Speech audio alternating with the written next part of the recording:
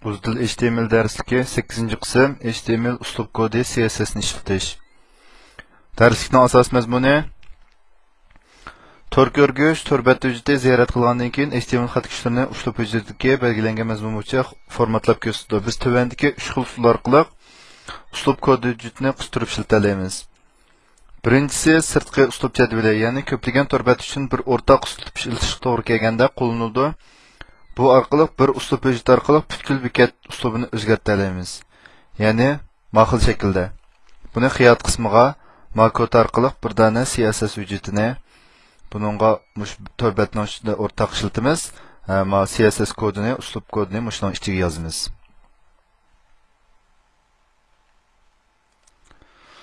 Ikkinchisi ikki qism uslub jadvali. Ikki qism uslub jadvalini ishlatgan vaqtimizda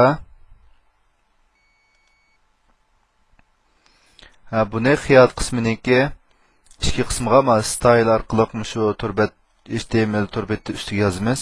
Ama kodlarni stylening ikki qismiga yozsak bo'ladi.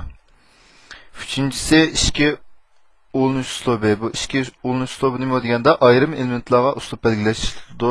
Bu dal bir qism elementlarning xarakter qiymatini belgilashni ko'rsatadi. Uslub xarakteri har qanday CSS xarakter qiymati bo'lsa bo'laveradi. Masalan,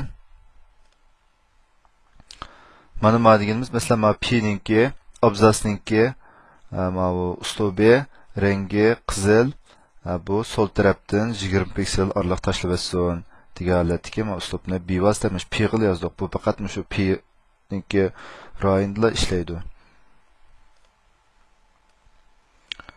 Bu CSS to'g'riliq texnik ko'p bilimlarni o'rganmoqchi bo'lsak, ama uzdil CSS darsliginiki birinchi qismida shu CSS ning nima to'g'riligidan aytib tafsili mazmunlar bor. Undan keyin ikkinchi mazmun, to'rtinchi mazmun uslub bilan zich munosabatlik HTML xat kuchlari. Bu xat kuchlarini ko'rib boqaylik. Style xat kuchi bu asosli uslub kod qismiga aniqlik berish ishlatildi. Line xat kuchi bu boyliq naql keltirishga aniqlik berish ishlatildi. Div xat kuchi bet yuzdagi ma'lum qism yoki bo'lakka aniqlik berish ishlatildi. Span xat kuchi bet yuzda ma'lum qurdagi ayrim rayonga aniqlik berish ishlatildi. Font xat kuchi tekst hujjatining uslubiga aniqlik berish ishlatildi. Base font xat kuchi asosiy xat nusxasiga aniqlik berish ishlatildi. Center xat kuchi mazmunni o'tirib to'g'rilashda ishlatildi. Odatda makiyandagi font, base font va center xat kuchlarini hozir amalda ishlatmay, shu bevosita CSS kod orqali ishlatishni alohida tavsiya qilamiz.